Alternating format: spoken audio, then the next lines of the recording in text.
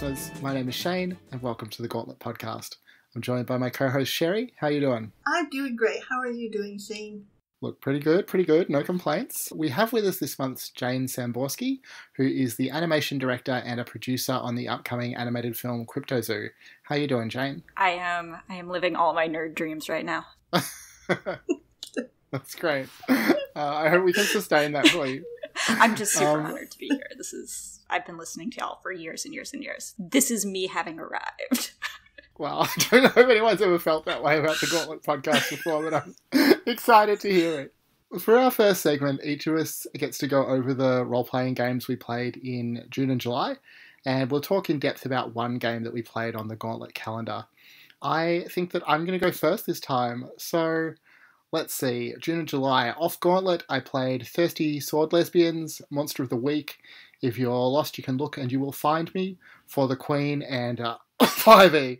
And on the Gauntlet, I played the Yellow King role-playing game, The Between, Brindlewood Baywatch. That was my game that I was playtesting. That was pretty exciting. Wander Home, Unincorporated, Stewpot, and They Came to Play Ball. And They Came to Play Ball is the one that I want to talk about a little bit more today. So, They Came to Play Ball is a GM-less game of cosmic sports horror by Adira Slattery.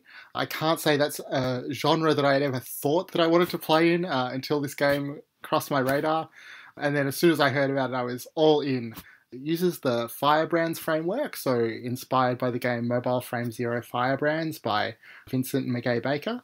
That basically means that it proceeds through a series of mini-games that players take turns to choose. Each of the mini-games is made up of a series of scenes and prompts and questions, so very narrative kind of focus. You don't roll dice, there's not much in the way of that sort of like numbery, mathy mechanics, but there is a currency that you sort of accumulate and spend called momentum. The setup for the game, the premise is that the characters are all athletes in an anti-ball tournament at the edge of space and time, and they play this game anti-ball, but they also fight, they flirt, there are riots, they can summon eldritch powers, all kinds of good stuff like that. What worked for me? They Came to Play Ball does just an amazing job giving you enough setting detail to be evocative and inspiring, but leaving plenty of space for player creativity. The setup is that you're in the Tournament of Bells in Riot City on Athabassus Station. I feel like those names just give you so much to work with. And then the prompts and choices you make around the team that you play for and your character are so weird. It's just really delightful. More specifically, one thing that really works super well, I think surprisingly well, no shade intended, is the minigame that's actually about playing anti-ball. When I think about the idea of designing a minigame that has to, first of all, just has to fit into a few pages that people can pick up quickly, so it has to be quite simple, has to convey the sense that we're playing an impossible cosmic sport that doesn't actually exist and that nobody knows the rules of. Like that is a seriously challenging design goal, and it really delivers here. Anti-ball is so fun, the whole table is involved. You move through these lists of quarters that you can choose from that combine different fictional prompts with different mechanical benefits. You bid against each other, this resource that we mentioned called momentum. And then if you win the majority of quarters, you win the game and you get to pick from a list of fictional and mechanical outcomes. There's also a system for cheating that is really fun. I should mention that because, of course, anti-ball players would want to cheat. Who wouldn't? I have quite a competitive streak that doesn't get much play in story games a lot of the time, but I really wanted to beat the Blue Skulls when we played. It was really exciting to strategize and stress about the quarters in a really fun way and try and win the game. So that really worked for me. There's also a solo game that you can play specifically if you're not involved in what's happening. So not all the games are for all the players, but there's a separate solo game that you can play just by yourself quietly while everyone else is playing their other game. And I don't want to spoil that one because it's such a delightful surprise when you first read it, but it's really good, really fun, and really evocative again. What I'm less sure about, this and Stewpot I played this month or last month because I wanted to try out some Firebrands games, which I hadn't really played before. I found myself at times sort of chafing against that framework. I was just praising the anti-ball game, and I do think it's amazing, but there were times when I was playing and I was like, well, I would really like to just break out of this and, fight them one-on-one or seduce the opponent or something. But because of the structure of the game, you're kind of locked into this progression through the mini game until it ends, and then you can move on to the seduction, or then you can move on to the fight. And at times, I don't really know if would work, but I would love if there could be a way to switch out of a game midway through to a different mini game that would do what you want better. But then I possibly am just trying to reinvent like regular role-playing games in saying that. So I see the sort of give and take there, the pros and cons that go with it. I'm curious, how familiar are either of you with Firebrand's games? Have you played very much? I played a really wonderful Firebrand's game that was done by Jamie. It was super fun because I knew that show and I understood why the scenes were the scenes they wanted, but I understand wanting to be able to smash cut to the next thing. So I could see that. I like it, but it does, sometimes when you want to do a thing, it's hard to find the scene that'll let you do it too, depending on what your conception of the genre is. You have to read those scenes to understand what they are thinking the scenes are. Yeah, I mean, it's interesting to think about that. The King is Dead is one of those, right? Yeah. So I've had that printed out and in my things to play when people come over for literally years, and I don't know why I can't get it to the table. I'm always like, this will be great. We're going to skip the big thing, and I didn't do any prep, and we'll do this instead. And then we always end up playing board games. But I'm so disappointed because I'm so excited about the ideas in it. Yeah. It's got good stuff. You get right to the juicy stuff. The closest I have played is Spin the Beetle, which I feel like is kind of the precursor to that, where it's a much simpler. Do you know this? It's another Vincent and Mackay Baker. Mm-hmm. Basically, their answer to a party game. Super fun. Again, very simple script read and great icebreaker for people who have never been into role-playing games. It is a game that I've read about but never read. Yeah, it's a fun, super light, filler role-playing game, which is an odd thing to even say. I love the idea that you have like photocopied or printed out role-playing games just ready in case someone drops by and wants to play. Maybe I need to try that. I do have For the Queen is my game for that circumstance, which I did get to play last month. That was pretty exciting. But my takeaway overall for this game, I think I still haven't really worked out if Firebrand games are exactly for me, but I am keen to keep trying them out. And this game in particular, if the idea sounds fun to you, I really think that you'll have a great time with A Game to Play Ball. Jane, how has your gaming run been? As you alluded at the beginning, I have been working on a very large project for many months now, and so I'm going to tell you about everything I've had the opportunity to play since the beginning of the year. My home games, I have a Brindlewood Bay game and a Trophy Gold game, which is actually the game I'm going to be talking about because I have also played that on the Gauntlet. I got an opportunity to play in the City of Whispers playtest, the PAC playtest, and Corundon early in the year. But Trophy Gold is the one that's top of mind, so I'm going to talk about that.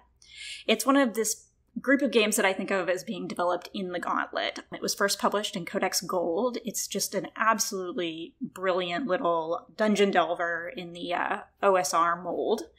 The author is Jesse Ross, and I think it's just this really smart mix of very early RPG, kind of gritty, dirty, hack and slash, plus new tech, which is very exciting, which sort of smooths out the rough spots.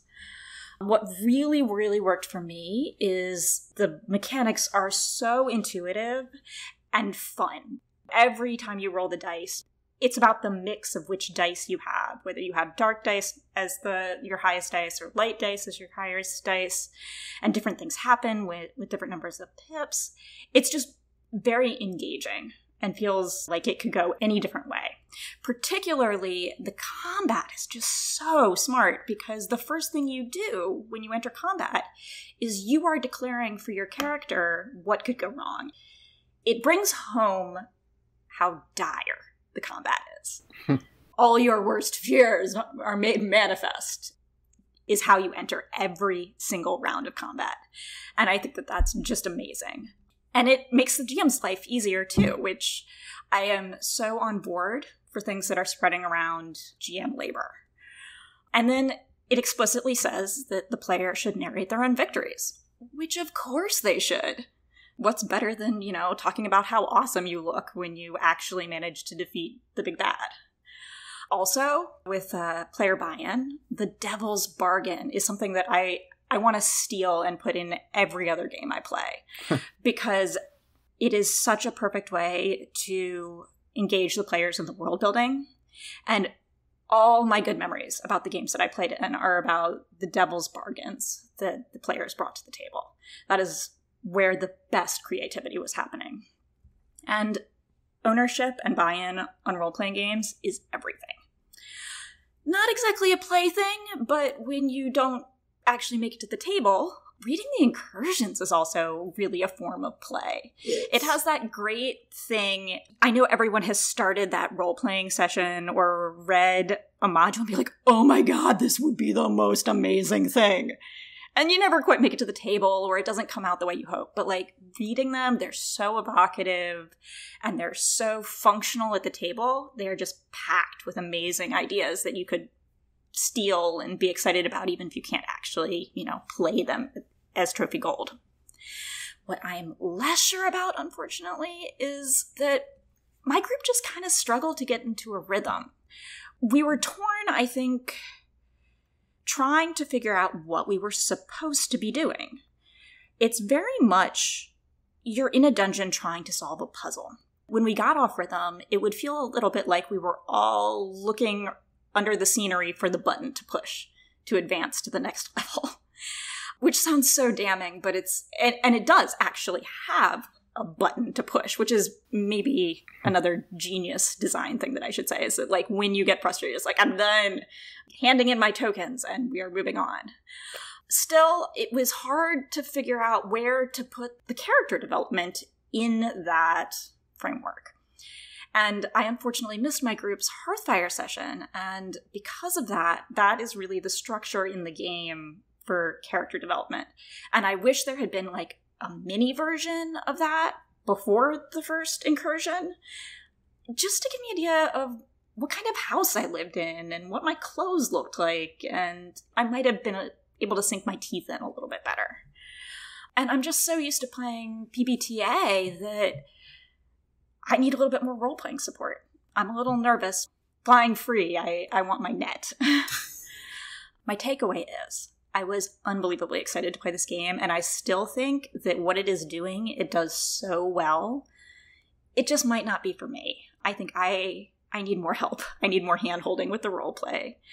I actually am going to take this game, and I am porting my home game, which is currently a Brindlewood Bay game, into Trophy Gold, which I know is kind of a strange decision, but I'm moving all of their grannies, and we're doing, instead of doing the final Cthulhu reveal as part of the Brindlewood Bay system, as a PBTA system, we're going to dungeon delve down to defeat the big bad.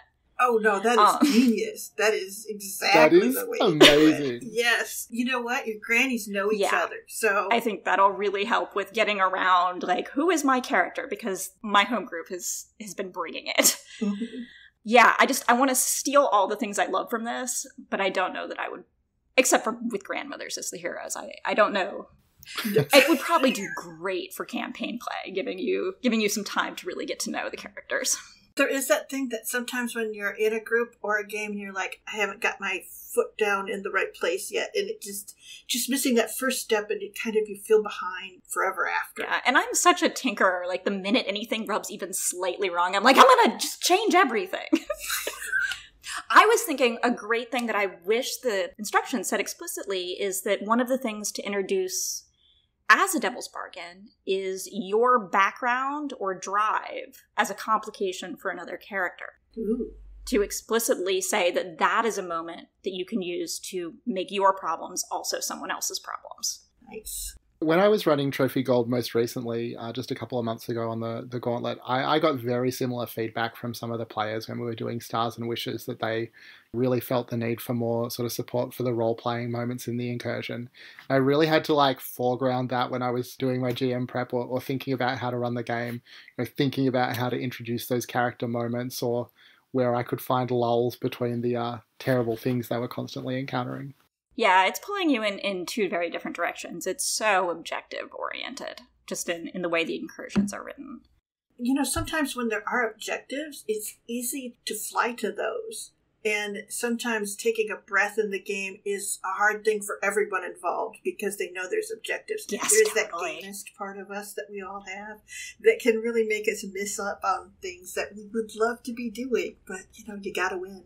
So It's interesting to think because if people don't know, Trophy Gold has these set goals. So each little sort of chunk of gameplay has an explicit stated goal that the players are trying to achieve, or the characters. It would be interesting to maybe construct a set where the set goal was learn more about your fellow treasure hunters or something like that. Oh, that's so smart. I mean, the problem is that you would then constantly encounter something terrible just because of the way the dice rolls work. But maybe that would be really fun. I'm not quite sure. Oh, no. I'm ready to write my bottle episode of Trophy Gold. That sounds excellent. And I guess you're finding your treasures in other people's stuff somehow. Awesome. Oh, that would be great. It would be fabulous. Well, Sherry, I would be truly scared to ask you all the games that you've played in the last year, but how about just June and July? Okay, June and July we can handle, I think. So, off Gauntlet, 13th Age, because that's our face-to-face group. It's our super trad thing, and it feels good and right. We're so glad to be back to face-to-face. There's something about that being at the table with people that does feel really good and works better with a game with all the pieces moving. And 13th Age is one of those that has a lot of moving pieces. But also, still online, but former face-to-face players, we're playing Hearts of Wulin, the Supernatural playbooks. We're very deep into that, and we're getting really close to the end. So the tension is ratcheting up. And then I've been playing a bunch of play tests, mostly of hacks of the new Lumen system, which seems to be the thing right now. If you want to do a game that sort of has that video game feel, it's really about simplified mechanics that are hit, do damage, pick yourself up after you've died, that kind of thing. A lot of resurrection and stuff like that. It's fun. It moves fast. The versions that I'm playing now have moves that in order to restore your health and things like that, you actually have to tell something horrible or wonderful about your past. So it does have all of that character play and building in it. The more you die, the more people know about you, essentially. And I'm good at dying. That's what I do. Throw myself into the middle of things. And then the other thing I'm playing testing a chunk of are some Forged in the Dark games. And those are very exciting, but they are long play tests because there are so many moving parts in a Forged in the Dark game. But a good Forged in the Dark game, so good. But on Gauntlet right now, I played Brindlewood Baywatch. That game was awesome. It was a game where I got to rollerblade against a werewolf. And that, for me, is the peak of any sort of scenario in a role-playing game. Because it made sense in the way that only a Baywatch Nights game could make sense. So, also I played Godbound, played Hearts of Wulin, Brindlewood Bay hack, and I think that's what I talked about. Lots of Brindlewood Bay hacks that I'm playing. It's so good. It's a good time to be on the Gauntlet. And also, right now I'm playing a Changeling the Lost PBTA hack. It's the messiest thing in the whole world, but it's always a lot of fun. But what I'm going to talk about today is Godbound. This is the second time I've played it. The first time we played it face-to-face, and it was a pretty long campaign, like about 8-9 months, because there's a lot of stuff to Godbound if you want to play it. So let me tell you about what it is. Essentially, this was written by Kevin Crawford. He's the guy that wrote Stars Without Number. It's an OSR-ish game. And I say OSR-ish because it doesn't feel super OSR-y to me for a few reasons that I'll get into later. And that's purely my take on what OSR is to me. So ignore me if you wish. But it's about new-made divine beings that are finding their footing in the world.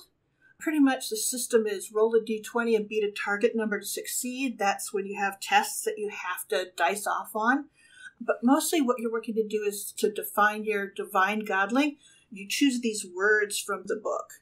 And typically you get to choose 3 of them to define what you are as a divine being.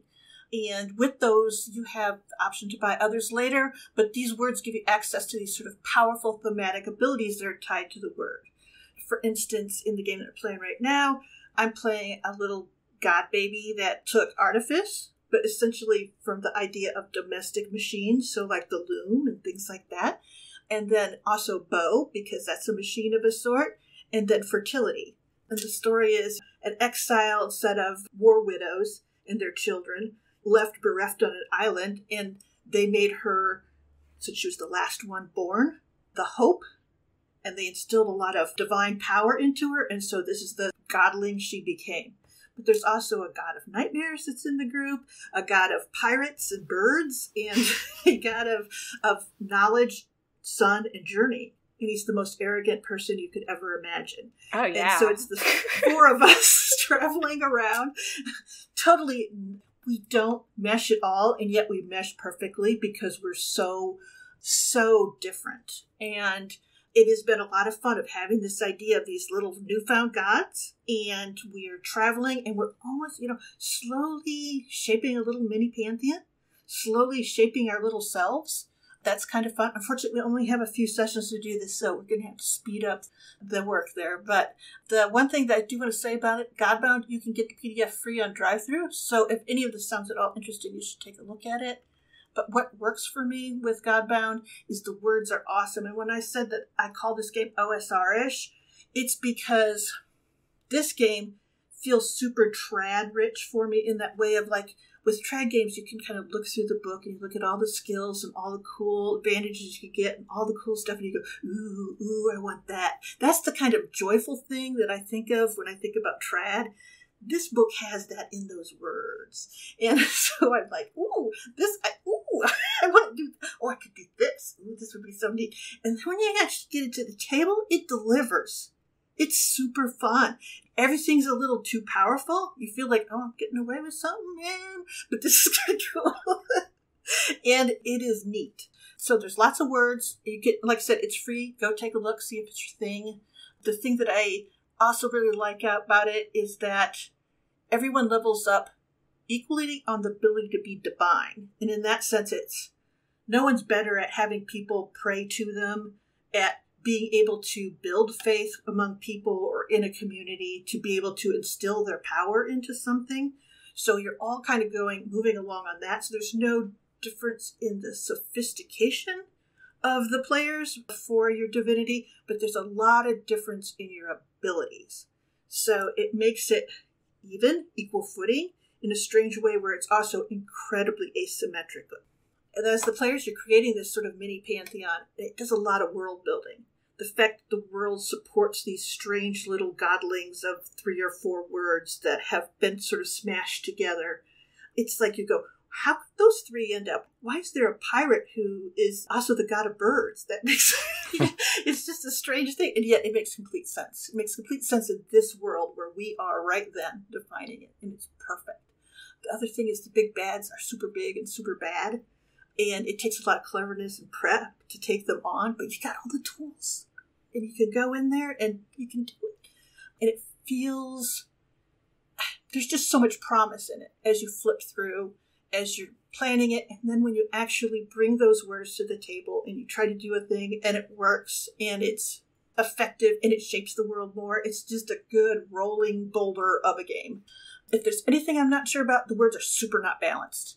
Some are way better than others for fighting, for controlling the world around you, for acquiring assets. And that can feel weird at some tables. I haven't sat at those tables, though, but in the past I've sat at tables like that. And so just a warning, if your tables are very competitive and worried about what the other person can do and they can't, this might not be the game for you. Or you might want to be really careful walking into it. Take a few of the words out so they aren't part of the thing. And I also feel like the game hits its stride at level 4 thereafter. So the early levels feel a little puny, a little stretched thin. That's typical for OSR, and that's really typical for any starting character in a game where there's abilities that build up. That's the thing. You start out puny, right? But since you know you're going to be a powerful god, the puniness feels punier. so that's the only thing. There's that first thing where you're like, I really want to get to the next few levels. Let's get there. But I do have to say the game is really excellent for thought-provoking play about power, play about tearing down power, about earning trust and faith, and about rebuilding and shaping a world, because that's what the play is. The play is not about abusing. Well, you could abuse, I guess. But it's really about what do you, as individuals who have quite a bit of power, do with a broken world? And how do you do it? And how do you carry on your legacy? How do you build things up or tear the bad things down? That sounds awesome. I'm so there for it. It is pretty good. Yes. And it's free. So just go take a look at it and drive through. That's Godbound by Kevin Crawford. Amazing.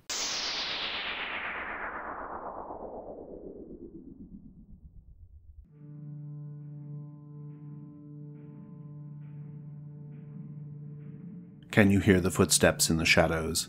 Can you smell the metal tang of blood on the air? Can you feel the veil between worlds slipping away with each heartbeat? The Between is here. The Between is a tabletop role-playing game about a group of mysterious monster hunters in Victorian-era London. These hunters learn about monsters and killers throughout the city and conduct investigations in order to neutralize them. Over time, they become aware of the plans of a criminal mastermind who is pulling the strings behind the scenes. They will eventually be forced to confront this mastermind in order to save Queen and Country. The Between is directly inspired by the TV show Penny Dreadful, but also takes inspiration from British horror classics, the works of Sir Arthur Conan Doyle, pulp-era media, The League of Extraordinary Gentlemen, and from Hell. It's powered by the Apocalypse and uses the mystery system from our hit game Brindlewood Bay. The Between comes with a 129-page rulebook, 7 playbooks, 10 scenarios or threats, a mastermind campaign sheet, reference sheets, and a supplement called London at Night, The Unseen. The Between PDF is available now on the Gauntlet Patreon. Just go to patreon.com/gauntlet. The Between will be available on DriveThru RPG starting June 14th.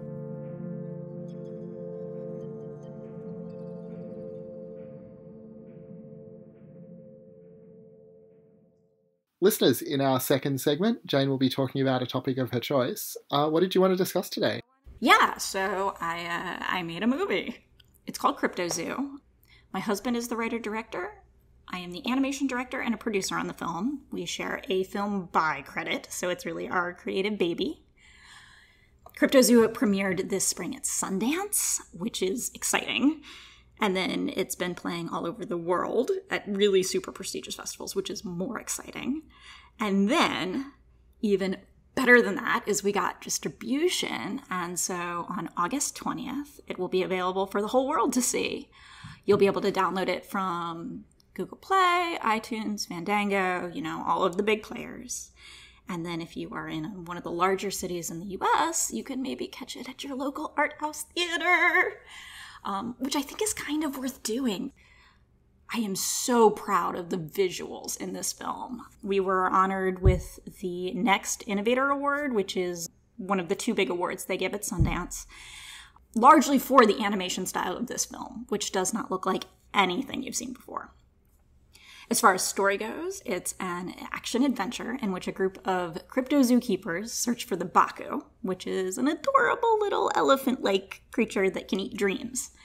And it is the most powerful cryptid in the Crypto Zoo universe. But like a good story, it's really about each character's relationships, in this case to the imaginary world, and the pitfalls of their idealism. I really feel like this is a story that aligns with the kind of stories we play on the Gauntlet, so I'm hoping it's interesting to this community. And the other thing that might be interesting to this community is how tabletop games influenced the whole project. So obvious stuff first, it's about magical creatures. So, it's not surprising. When this script was in process, I was the GM for an all-girls gaming group in Brooklyn. And it was D&D, but in my defense, it was a long time ago. Anyway, because he is an amazing, awesome creative partner, he wanted to write something that I'd be instantly excited to work on. The other thing that was inspired by that game is just that the film has a predominantly female cast that is like globe-trotting adventurers. But, kind of more importantly, this script is just a framework, and so then Dash and I are doing all of these drawings and paintings, and our styles just really do not match. And on top of that, we were bringing in all these other artists as guest stars to do background here, or special effects, or a character. And it became this huge question of how do you make all of these crazy, all over the place, disparate, amazing things work together? And of course, gaming has an answer for that. Yes, and. So my favorite thing in role-playing games is that moment where you're asking yourself, how can this be true? We've all had that that time at the table where the fellow player adds something to the fiction and you're all like, that seems like a contradiction. That seems like it can't possibly work. And then you're like workshopping it, and it takes the story in this amazing new direction. Mm-hmm. And that moment is what I live for at the table. It's hard to surprise yourself, but you can surprise and delight other people just by saying the thing that naturally comes to you. So when I think about CryptoZoo, and you can really see it when you watch it, is that not only is it a collage film, but it's kind of like visual improv. When I'm putting images together, I have that same feeling that I get when the table hits its groove and everyone's riffing off of each other and we're all having this amazing time. And I think if I didn't have the experience that I have at the table of being able to be a fan of the other artists at the table, to be willing to try out the unconventional answer, I would not have been properly prepared to make this movie and to make it as good as it came out. It's hard for me to even imagine that I was part of this project, because while I intellectually know the role I played, it's so much bigger than me. So, in CryptoZoo, you start out with, I think, I'm not going to say every role player's fantasy set of characters or monsters, but definitely a lot of the female favorite ones. I'm sorry, but you had the Pegasus, you had the Unicorn, you had the Baku, you had all the cute ones and all the really devilishly, horribly dangerous ones that only if you were good and pure of heart could you get close to them. And so how did you approach that world? Like you said, to make it true, what was it that you used to guide yourself through the truth to those? We really wanted to make sure that all of the cryptids in the film came from real mythologies. Since I was responsible for designing and executing most of those creatures, not just from a visual standpoint, but I also got to animate most of them, I was looking at the oldest images that I could find of each of those creatures from their cultures of origin. And man, some of that stuff is weird. One of my personal favorites is the Tarrasque. Talk about D&D. It's been in D&D and forever. And I swear to God, they try to make that creature make sense. It makes no sense. It's giant. It has a scorpion tail, a turtle back, a lion's humanish head, one of those lions drawn by people who have never seen a lion. And then it has 6 legs, but they're bare legs.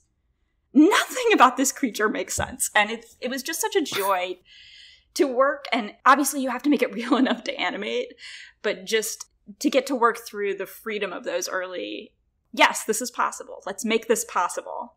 And we wanted to, where we could, choose stranger creatures and to have representation from all over the world. One of the things that's striking when I saw the movie was how many of the creatures had such different art styles. So you were going back to your source material and you were bringing that forward? Is that what was going on? Because it was... Yeah. I think some of my favorites are the Tengu.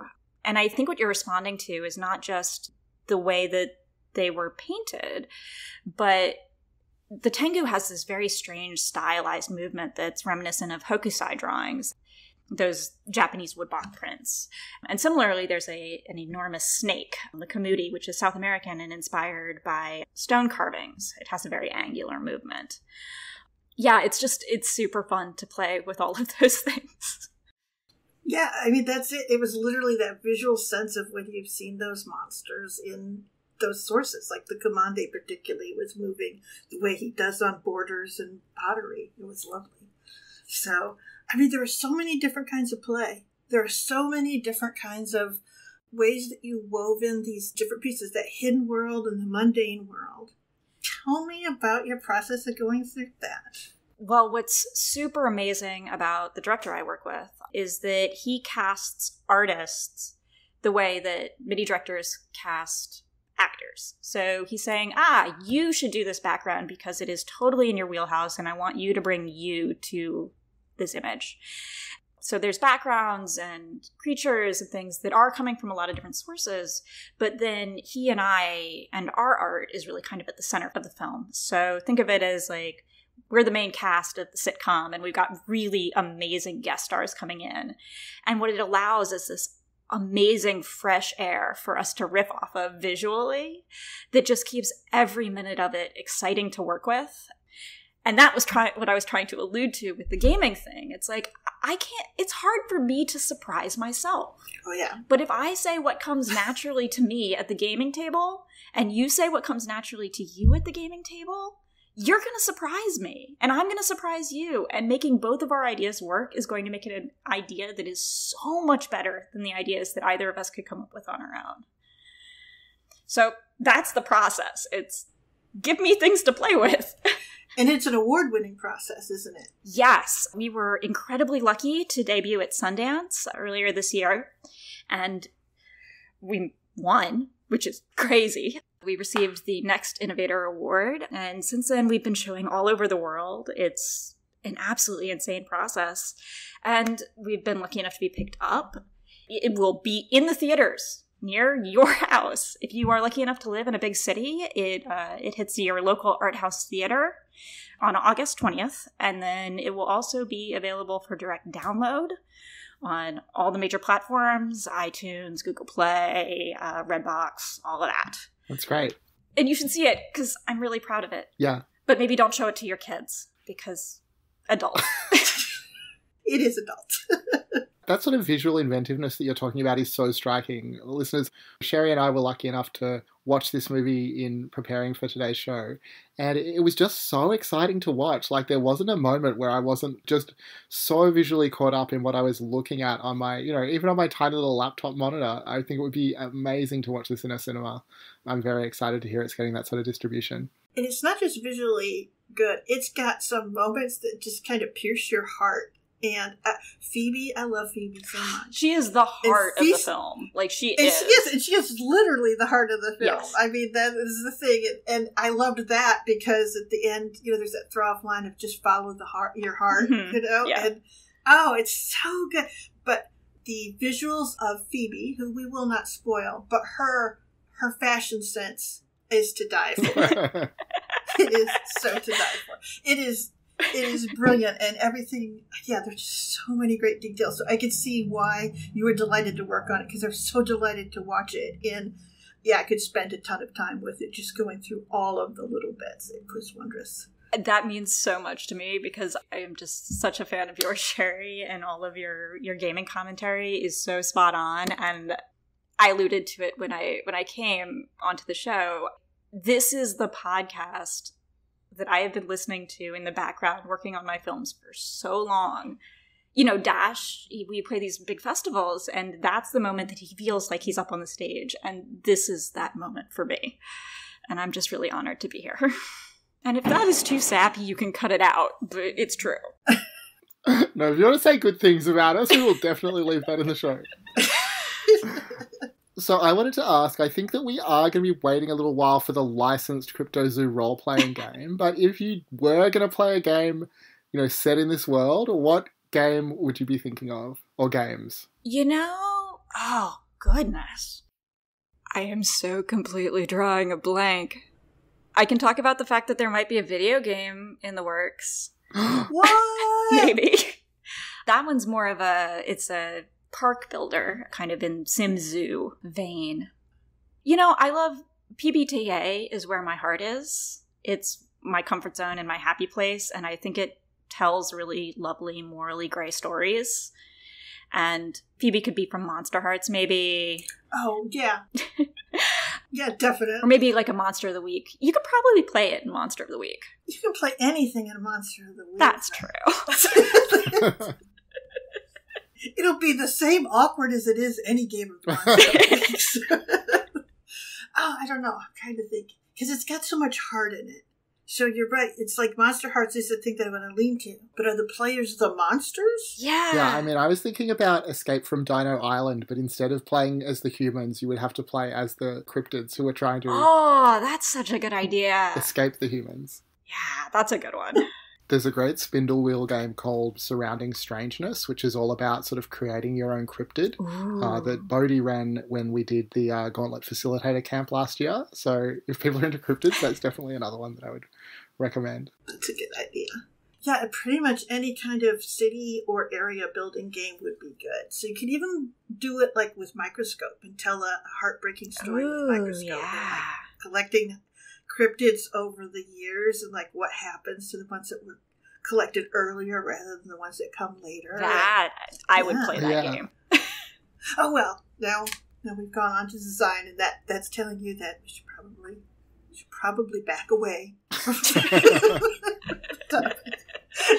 I can tell what I'm going to be doing when I wake up in the morning tomorrow now. I think the best daydream is designing. Oh, yeah. Though, I have to say, I have a reputation for wanting to take over other people's projects. So you start it, and then I'll give you lots of notes. That sounds perfect. All right. Okay. Giving us life! What a great intro. Definitely better than I can do. Listeners, in our final segment, each of us talks about something which is creating joy for us right now. Sherry, what is giving you life at the moment? I am surrounded by good and generous people who are giving us all the overflow from their gardens, from their home gardens, and it is such a wealth. I made a bunch of zucchini bread yesterday. I have tomatoes, like little cherry tomatoes, to last me for weeks now, and cucumbers that I may actually manage to have too many cucumbers, which is pretty rare because cucumber salad is like my favorite thing. It is that wonderful, bountiful 6 weeks of the year. It is right now, and I am loving it. That's so wholesome. What's giving me life is I picked up roller skating this last spring, and the idea that there is an activity that is both cardio and I like, just head explosion. So I've been getting my fun in the sun on. Oh, that's great. What's been giving me life, and I just want to preface this by saying I know this is a problematic fave. There are many things that I don't love about what's been giving me life, but I have to say it's the Olympics. Over the last couple of weeks, Melbourne, it's been a pretty bad time in our city for various reasons, but to be able to come home and just put on the wrestling, which is my favorite sport to watch, but also, I feel like every 4 years I have the same thing where I flip around, I'm like, wow, rhythmic gymnastics? Like, what is this even? Watching some weightlifting, like things that you would never normally look at, getting to see all of these amazing, obviously elite athletes. This year in particular was an amazing year for queer and trans competitors. There was something like 180 plus out queer competitors, more than double any previous games. We saw the first trans woman compete at the Olympics in Laurel Hubbard in weightlifting. And definitely going into the Olympics, I was expecting that Simone Biles, the greatest gymnast of our time, would produce some of the game's most amazing moments, but really wasn't ready for her most amazing and inspiring moment being declining to compete, to decide that she would prioritize her own mental health over all of those incredible pressures that she was under. That is such an amazing move. As a person who has struggled with mental health issues, like, that is such a 100%. such a strong thing to do. So listeners, that's our show. The Gauntlet podcast is a production of The Gauntlet. We have an online gaming calendar, the Gauntlet Calendar, where folks can sign up for our sessions. If you've enjoyed this show, please consider supporting our Patreon at patreon.com/gauntlet. That supports everything we do, including our network of podcasts and our magazine Codex. You can find out more about all of that at gauntlet-rpg.com. You can also reach us on Twitter at GauntletRPG or on Facebook at the Gauntlet.rpg group. Please consider rating and reviewing our show. It really helps us out. Thanks again, Jane. It's been great having you here to talk with us this week. Again, starstruck, really. Thank you so much, and thank you, Sherry. Thank you. It was a joy as always. Bye. Bye.